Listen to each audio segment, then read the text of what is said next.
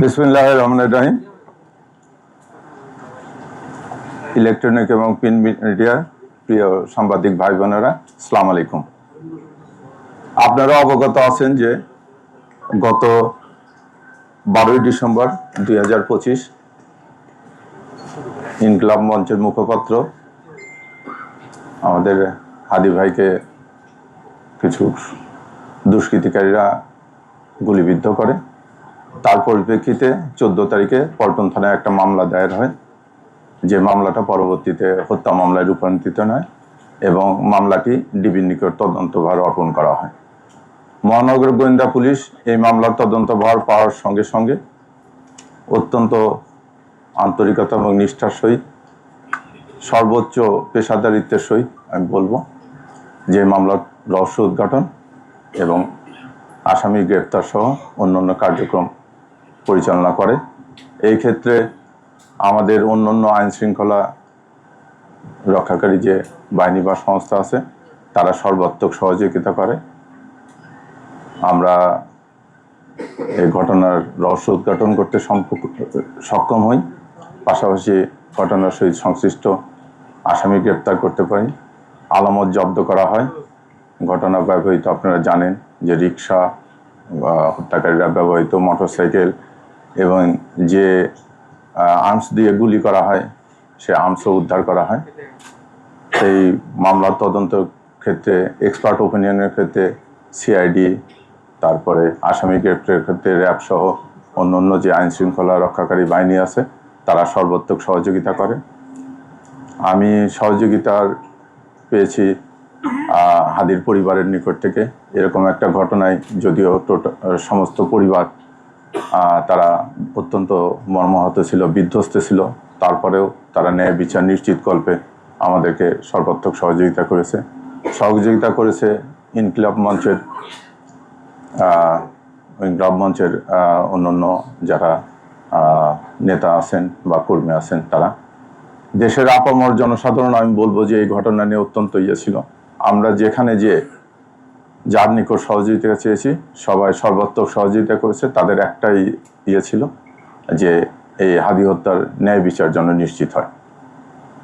আমি প্রিন্ট এবং ইলেকট্রনিক মিডিয়ার সাংবাদিক ভাইদের নিকটও কৃতজ্ঞ যে আপনারা বস্তুনিষ্ঠ সংবাদ পরিবেশনের মাধ্যমে আমাদেরকে অনেক তথ্য উপাত্ত দিয়েছেন, যার ফলে আমি এই সময়ের ভেতরে তদন্ত কাজ সম্পন্ন করতে পেরেছি। তদন্তকালে যেটা প্রকাশ পেয়েছে যে শহীদ শরীফ ওসমান হাদি বর্তমান প্রেক্ষাপটের রাজনৈতিক অঙ্গনে অতি পরিচিত ব্যক্তিত্ব ছিলেন। তিনি ইনকিলাব মঞ্চের মুখপাত্র হিসেবে ভিন্নধর্মী রাজনৈতিক ধারার সূচনা করেন। বিভিন্ন সময়ে কার্যক্রম নিষিদ্ধ আওয়ামী লীগ ও নিষিদ্ধ ঘোষিত ছাত্রলীগ সংগঠনের বিগত দিনের কার্যকলাপ সম্পর্কে তিনি সভা সমাবেশ, ইলেকট্রনিক ও সোশ্যাল মিডিয়ায় বিভিন্ন রকম সমালোচনামূলক জোরালো বক্তব্য প্রদান করেন। তার এই বক্তব্যে নিষিদ্ধ ঘোষিত ছাত্রলীগের তার সংগঠনের নেতাকর্মীরা ক্ষুব্ধ হয়। আপনারা জানেন ভিকটিমকে গুলি করা এজার নামে পলাতক আসামি ফয়সাল করিম মাসুদ ওরফে রাহুল ওরফে দাউদ নিষিদ্ধ ঘোষিত ছাত্রলীগের রাজনীতির সাথে জড়িত ছিলেন।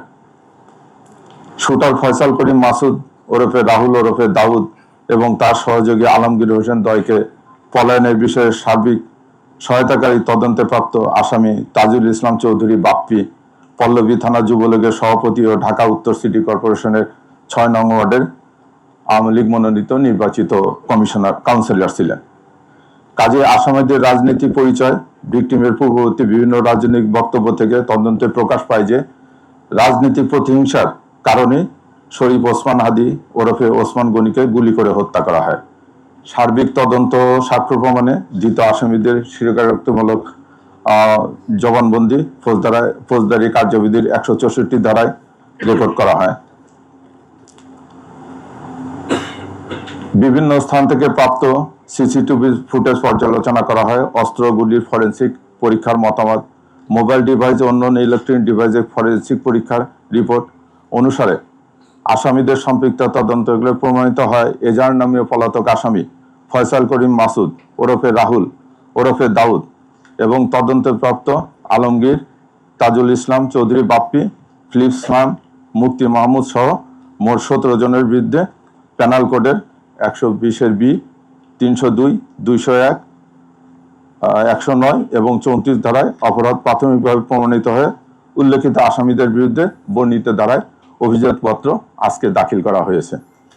ভবিষ্যতে এই মামলা সংক্রান্তে আরও কোনো তথ্য প্রমাণাদি বা কারো সংশ্লিষ্টতার প্রমাণ পাওয়া গেলে বিজ্ঞ আদালতে সম্পূরক অভিযোগপত্র দাখিল করা হবে।